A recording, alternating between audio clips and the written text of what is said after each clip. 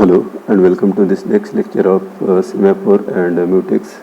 So in this lecture we will be studying how this semaphore and mutex is used to solve the critical section problem. So in last lecture we have studied one program in which there were the instructions as read I. So initial value of I is 7 here in shared memory location. Let me write this again. So the program was read I, then increment I,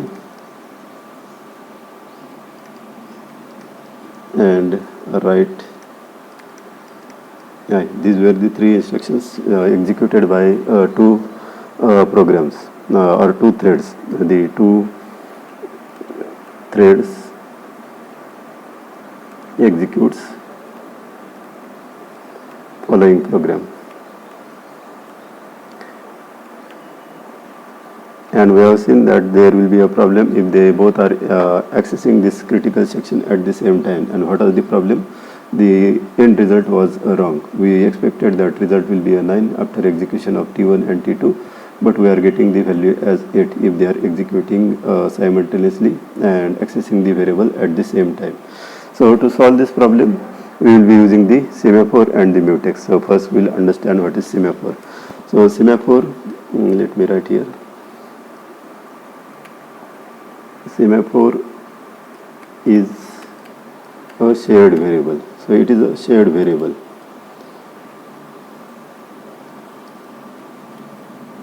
Semaphore is a shared variable. It is shared among n number of threads or among the processes. Okay, so as it is a shared variable, so value of that shared variable is communicated to all the processes and used for synchronization purpose.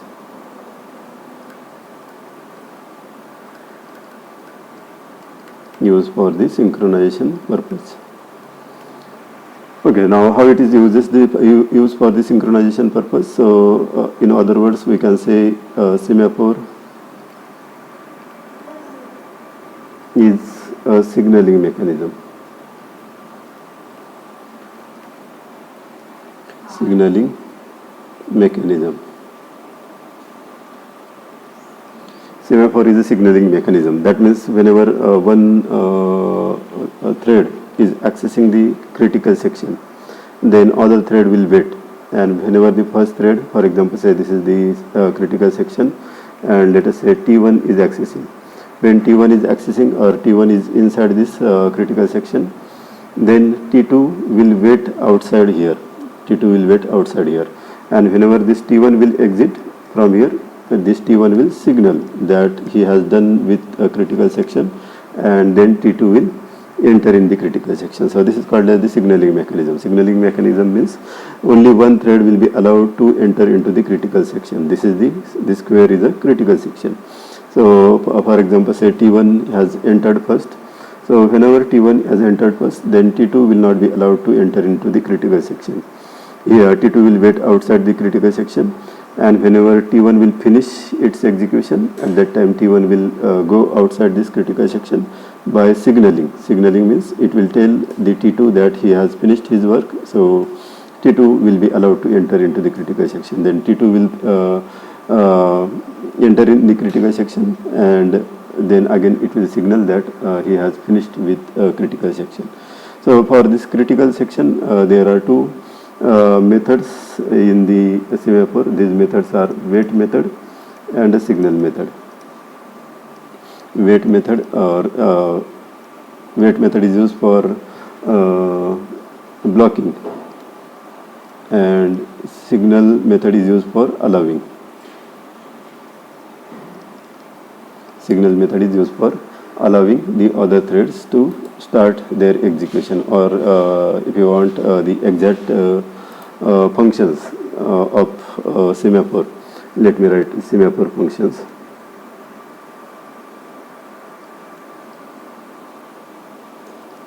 So for wait in C programming language, this function is implemented with function name as same underscore wait, and it has the argument as a semaphore variable, address of semaphore variable. So this is the name of the variable. Okay, now and the internal definition of this semaphore same underscore wait is, so it has one infinite loop while same equals to 0. So this is the infinite loop. While same equals to 0, it will be in the infinite loop, and whenever the value of semaphore will become greater than 0, at that time it will make this as same minus minus. That means it will decrement the value of the semaphore variable. Main task of the semaphore same underscore wait is it will decrement the value of semaphore variable. And next function for this is a semaphore is a post function, which is called as the signal function. So signal function in C is implemented with a name as same underscore post, and it has the same argument as semaphore. And task of this function is to just increment the value of semaphore variable. So it will increment the value of semaphore variable. So same plus plus. Okay, now how it will work with the critical section. So let us consider this as a critical section, and T1 is trying to enter into the critical section, and value of semaphore variable is equals to 1. Value of semaphore variable is equals to 1. So when T1 is trying to enter, at that time it will put a wait here. So it will call this T1 will call same underscore wait function on variable semaphore, or let me write it clearly.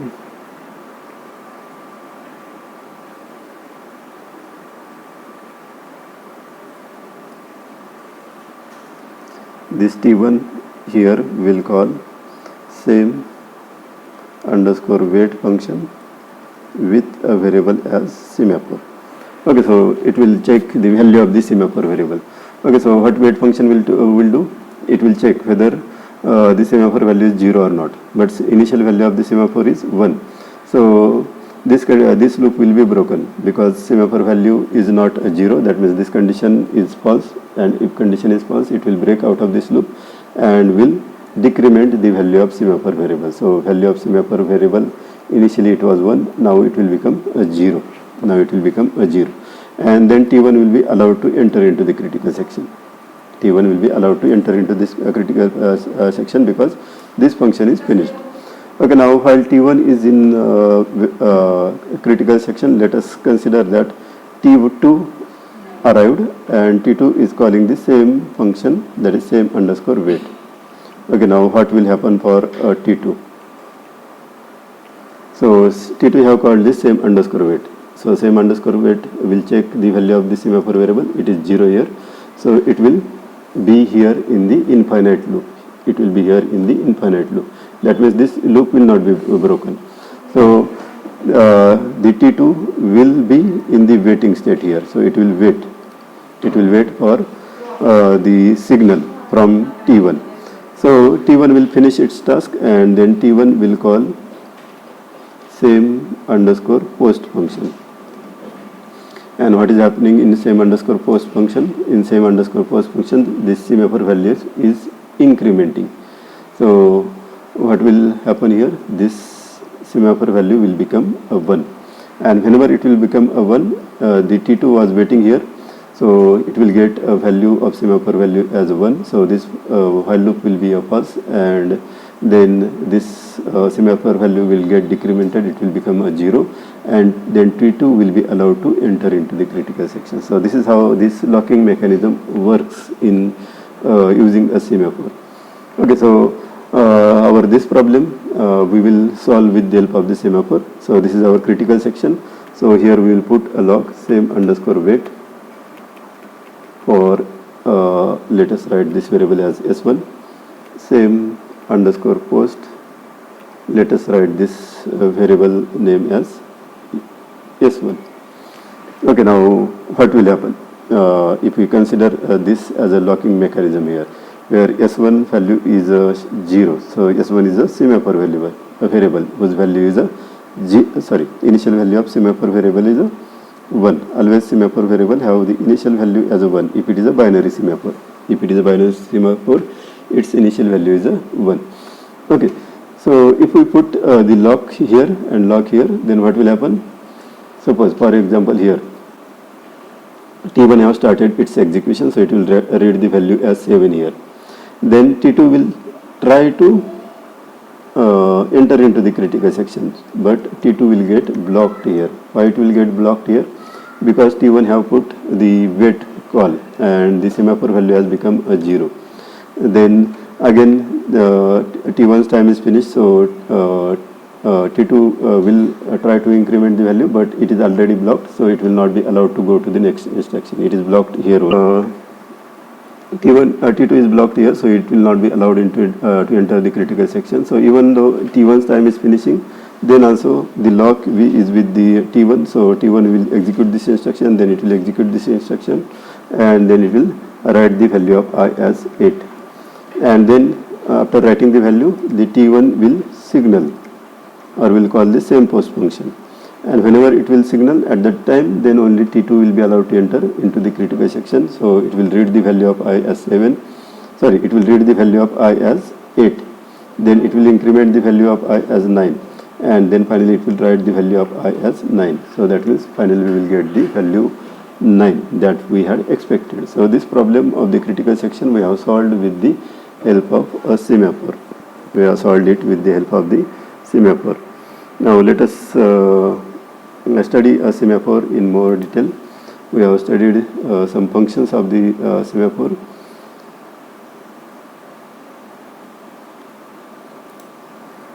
Okay, now semaphore is, as I told you, is a shared variable.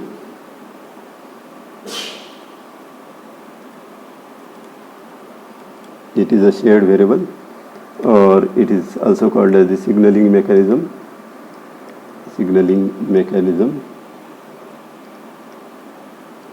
And this semaphore is used to solve process synchronization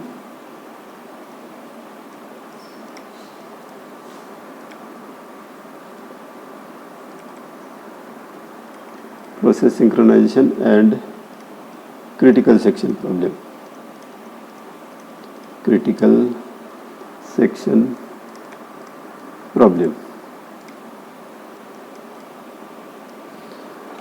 Then next, functions of semaphore. So functions of semaphore are, first is wait function. The exact syntax for wait function is same underscore wait, and which has the argument as semaphore variable. And next function is a signal function. So signal function is same underscore post, and variable is a semaphore variable. Okay, now this wait function is used for blocking. Wait function is used for blocking other threads, and this signal function is used for allowing other threads. Okay, so this is about the functions of the semaphore. One function is used for the initialization that we will study while implementing it practically. Okay, now after writing the functions, let us write the types of semaphore. Types. So there are two types of the semaphore. One is called as the binary semaphore. So this binary semaphore solves the critical section problem.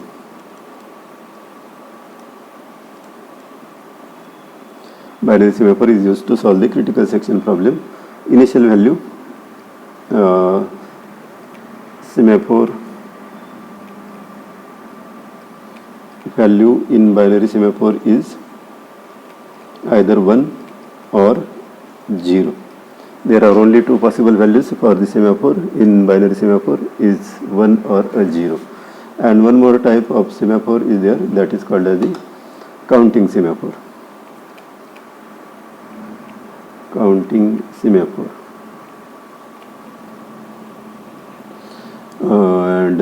This is used to solve the problem of process synchronization, like a producer-consumer problem in which the processes are synchronized.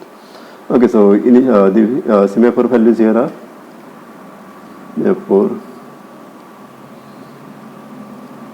values are between n and 0, or we can write it as 0 to n, 0 to n, where n is strictly greater than 1, where n is strictly greater than 1. It will be called as the counting semaphore when the value of semaphore will be 2, 3, 4, 5 or greater than 1. Then only it will be called as the counting semaphore. If its values is between 0 to 1, then it will be called as the binary semaphore. And if its value is between 0 and n, it will be called as the counting semaphore, whereas value of n is always greater than 1. Okay, so this is all about the semaphores and how these are used to solve the critical section problem. Okay, in next lecture we will be studying the producer consumer problem. Thank you.